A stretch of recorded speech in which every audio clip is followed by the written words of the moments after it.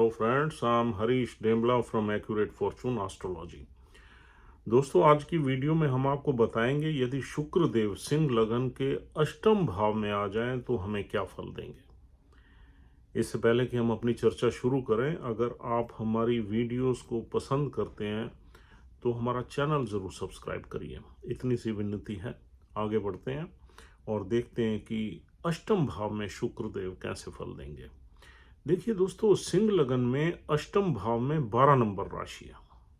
12 number राशि गुरु की साधारण राशि है और अब शुक्र देव तीसरे भाव से और दशम भाव से उठ के अष्टम भाव में आ गया। देखिए दोस्तों, शुक्र सिंह लगन में है तो मारक प्लानेट ही, संघर्ष के घर का स्वामी है और मूल त्रिकोण राशि इसकी तीसरे घर की है। तो जहाँ भी ये जाता है थोड़ा बहुत हमारी लाइफ में स्ट्रगल देता है, संघर्ष देता है, लेकिन अष्टम भाव में ये संघर्ष का स्वामी ऊंच का हो गया। अब ऊंच का शुक्र आपको यहाँ पर बुरे फल देगा या अच्छे फल देगा, ये डिपेंड करेगा जुपिटर पे। अगर जुपिटर सपोज एग्जॉल्ट करके बैठ जाए 12वें घर में, तो यहाँ शुक्र देव आपको योग में ले जाएंगे, स्पिरिचुअलिटी में ले जाएंगे, ज्ञान वर्धक नॉलेज में ले जाएंगे, कुछ हिडन ओकल्ट नॉलेज में ले जाएंगे, किसी न किसी विद्या में आपको माहिर बना सकते हैं, क्योंकि गुरु ऊंच का बैठ गया और छुपी हुई विद्याओं में आप माहिर हो जाएंगे। तो Jupiter will influence Venus to get some spiritual knowledge from 8th house. अगर जुपिटर ही खराब बैठ गया या जुपिटर नॉर्मली कहीं बैठ गया, खराब तो क्या नॉर्मली कहीं बैठ गया, तो ये शुक्र देव आपको हिडन रिलेशनशिप्स में ले जाएंगे और आप सेक्स सेंसुअलिटी में रह सकते हैं। अब एक तो एग्जॉल्टेड वीनस हमेशा हमें कार्नल प्लेजर की तरफ ले जाता है, फिजिकल रिलेशनशिप्स की तरफ ले जाता है, लड़कियों की तरफ ले जाता है। और फिर ये तीसरे घर का स्वामी, तीसरा घर भी रोमांस का घर है, हॉबीज का घर है। तो तीसरे घर का स्वामी अगर अष्टम में आ गया तो ये आपको कहीं ना कहीं रोमांटिक रिलेशनशिप में रखेगा, लेकिन उसमें जुपिटर कमजोर होना चाहिए। जुपिटर अगर मजबूत है, एग्जॉल्टेड साइन में है या किसी अच्छे साइन में है, तो फिर यहां पर आप ऑकल्ट की नॉलेज भी ले सकते हैं, विद्याएं भी ले सकते हैं, कुछ स्पिरिचुअल स्क्रिप्चर्स वगैरह की नॉलेज ले सकते हैं, कुछ ऐसी अद्भुत चीजों का ज्ञान ले सकते हैं जो विचित्र हो, जो आम ना हो, जो खास हो। और ये बैठा हुआ शुक्र जो है 10वें घर का भी स्वामी है, तो 10वां घर होता है हमारे पिता की वेल्थ का। हमारे पिता की वेल्थ कहीं ना कहीं अष्टम घर से इन्वॉल्व हो जाएगी और खराब होने के चांसेस रहेंगे। हाँ, हमें ये शुक्र देव तब कुछ सडन गेन्स दे सकता है जब जुपिटर किसी वेल्थ के घर में है, या जुपिटर या शुक्रदेव जिस नक्षत्र में बैठे हुए हैं उस नक्षत्र का लॉर्ड कहीं हमारी वेल्थ के घर से कनेक्टेड है, यानी कि 11th से कनेक्टेड है, 2nd से है, 4th से है, 5th से है, ये ऑस्पिशियस हाउसेज है। केंद्र हाउस तो सारे ही ठीक है, लेकिन ये इनका कनेक्शन कहीं ना कहीं पैसे से है, वेल्थ से है, एसेट से है।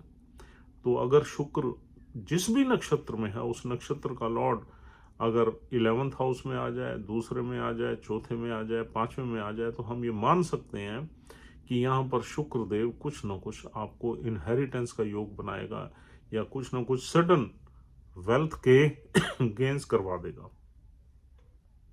लेकिन नॉर्मली यहाँ पर शुक्र, ऊंच का शुक्र जो है वो हमें कार्नल प्लेजर्स की तरफ ही ले जाता है। अगर शुक्र देव यहाँ पर इंसान को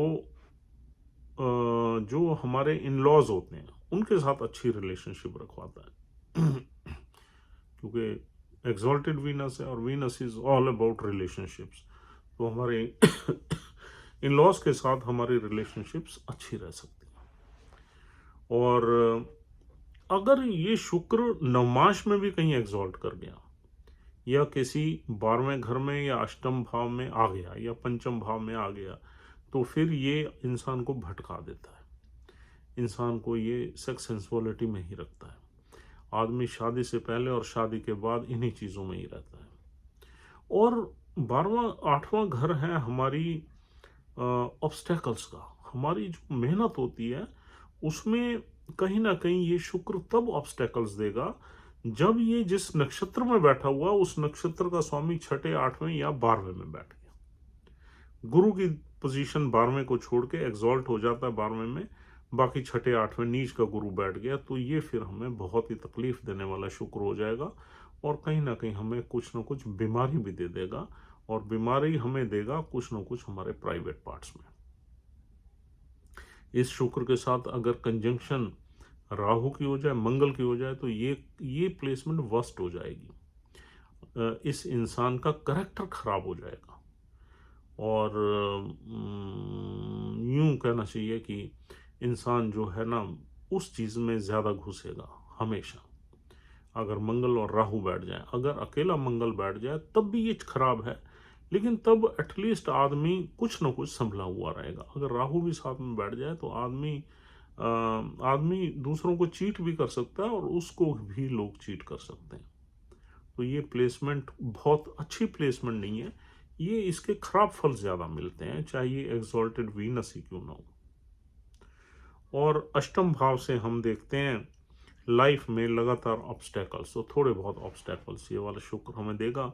हमारे पिता की वेल्थ में भी ऑब्स्टेकल्स देगा, हमारी मेहनत में भी ऑब्स्टेकल्स देगा, और हमारे छोटे सिबलिंग से हमारी रिलेशनशिप अच्छी रहेगी क्योंकि तीसरे घर से आ रहा है। और हो सकता है कि हम अपनी पिता की वेल्थ को कुछ गलत चीज़ों में यूज़ करें, गलत एक्टिविटीज़ में यूज़ करें। अगर ये शुक्र पूर्व भाद्रपद में बैठा हुआ है और गुरु की पोजीशन बहुत स्ट्रांग है, तो फिर किसी को देखने की ज़रूरत नहीं है, तो ये शुक्र अच्छे ही रिजल्ट्स देगा। और अगर उत्तर भाद्रपद में बैठा हुआ है शुक्र और शनि कहीं नीच का बैठ गया, तो ये हमें एडिक्शन की तरफ ले जा सकता है, सेक्स की तरफ ले जा सकता है और बुरी संगत की तरफ ले जा सकता है। और अगर ये शुक्र, अगर शनिदेव अच्छे बैठ गए तो अच्छे ही रिजल्ट्स मिलेंगे, चाहे वो थोड़ी देरी से मिलेंगे, क्योंकि शनि एक तो मारक प्लैनेट है, लेकिन शनि की प्लेसमेंट अगर अच्छी है तो डेफिनेटली यहाँ शुक्र से आपको कुछ ना कुछ अच्छी चीज़ें ज़रूर मिलेंगी। और अगर शुक्रदेव रेवती नक्षत्र में है तो रेवती नक्षत्र का संबंध भी स्पिरिचुअलिटी से, तो रेवती नक्षत्र में भी शुक्रदेव अच्छे ही रिजल्ट्स देते हैं, और रेवती नक्षत्र में वो ऊंच की डिग्री में भी आ जाते हैं, यानी कि शुक्रदेव 27 डिग्री में डीपेस्ट एक्सोल्टेशन में आते हैं। तो अगर रेवती नक्षत्र में है तो शुक्रदेव के अच्छे रिजल्ट्स यहाँ आप ज़्यादा एक्सपेक्ट कर सकते हैं, क्योंकि उनका जो है थोड़ा सा प्रभाव नवम हाउस का भी आ जाता है। तो दोस्तों इस तरीके से ये वीनस यहाँ बैठा हुआ आपको रिजल्ट्स देगा, और कुल मिला के हम देखें तो ये प्लेसमेंट बहुत अमेजिंग प्लेसमेंट नहीं है, चाहे वीनस एग्जॉल्टेड है, लेकिन ये बुरी चीज़ों में ज़्यादा ले जाता है, कार्नल प्लेजर्स में ज़्यादा ले जाता है। और यहाँ पर वैवाहिक सुख हमें मिलता है, क्योंकि अष्टम भाव हमारे विवाह की हैप्पीनेस का भाव है, वैवाहिक सुख का भाव है, तो यहाँ पर वैवाहिक सुख हमें देखने को मिलता है। दशम भाव हम पावरफुल मशीनरी का है, पावरफुल लोगों का है, तो उन लोगों से खासकर जो फीमेल हैं, उन लोगों से हमारे कनेक्शंस अच्छे हो सकते हैं, और कुछ ना कुछ किसी ना किसी पावरफुल फीमेल से हमारी कोर्टशिप या लव रिलेशनशिप भी चल सकती है यहाँ पर। और दूसरा, हम क्रिएटिव हो सकते हैं, किसी क्रिएटिव काम में हमारा दिमाग अच्छा चल सकता है। ये वीनस हमेशा क्रिएटिविटी में अच्छे रिजल्ट्स देता है। और 10वां घर से देखते हैं हम अपना सोशल स्टेटस, तो सोशल स्टेटस हमारा सस्पिशियस होगा, लोगों को पता नहीं होगा हम क्या काम करते हैं, हमारा कैरियर क्या है या किस तरह का काम है। तो इस तरीके से ये वाला शुक्र जो है हमारे सोशल स्टेटस में एक क्वेश्चन मार्क डाल देगा सोसाइटी के दिमाग में कि हम क्या करते हैं। People will not know easily कि हमारा क्या प्रोफेशनल लाइफ है। और यहाँ बैठा हुआ शुक्र दूसरे भाव को देखता है जहाँ 6 नंबर राशि है,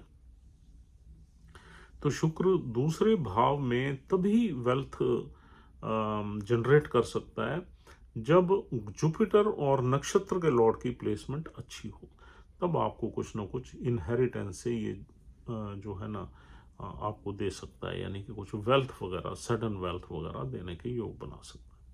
तो दोस्तों, this is all for the day. उम्मीद करता हूँ ये डिस्कशन आपको समझ में आ गई है, और अगर आप हमसे कोई कंसल्टेशन लेना चाहते हैं, एस्ट्रोलॉजिकल कंसल्टेशन, तो हमारे नंबर्स पे सिर्फ व्हाट्सएप कर दीजिए, will come back to you, will respond to you. और हो सकता है कभी कभी हम फ़ोन नहीं उठा पाते और थोड़ा ट्रैवलिंग में भी रहते हैं, तो इस वजह से आप अगर हमारे हमारे नंबरों पे व्हाट्सएप कर देंगे तो हम रिस्पांस ज़रूर दे देंगे 3-4 घंटे के अंदर और आप हमारे से किसी भी तरह की कंसल्टेशन ले सकते हैं। Thank you very much for watching this video patiently. Will see you soon. Have a nice time. Thank you very much once again. Take care.